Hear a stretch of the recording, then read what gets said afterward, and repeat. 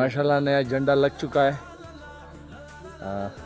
अच्छा, मैं मलक बारी साहब का जो ना हो चुका है मेरे भाइयों। ये बिल्कुल खान साहब को निकालने के लिए सब कुछ करना पड़ेगा भाई, कुछ होता भी नहीं है मेरे भाई। एक दो दिन तकलीफ करो, सब लोग निकलो, कुछ नहीं जाने वाला किसी को, सारी उम्र खुशी खुशी जिंदगी गुजारो। अभी घुटन घुटन जैसी लाइफ है, पूरी कौम तबाह बर्बाद है, कुछ नहीं है, सब कुछ मारे भाई, निकलो।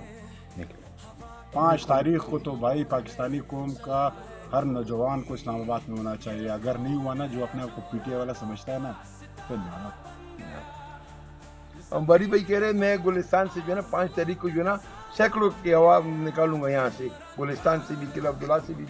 और ये उमर जलाल साहब, ये भी पाकिस्तान तरीके साहब का जो ना उस समय बहुत छोटा था जब झंडे लगा रहा था। अभी मैंने जो ना गुलिस्तान हाउस का जो इस झंडा लगा रहे, ये सोशल मीडिया का भी बहुत बड़ा हीरो है और पाकिस्तान तरीके साहब का मुकामिल हो गया। हाँ, और ये पूरा गुलिस्तान हाउस पूरे के गेट रखते हैं। माशाल्लाह पीटीआई के बनाया मलक बारी साहब ने और ये झंडा भी नया लग चुका है।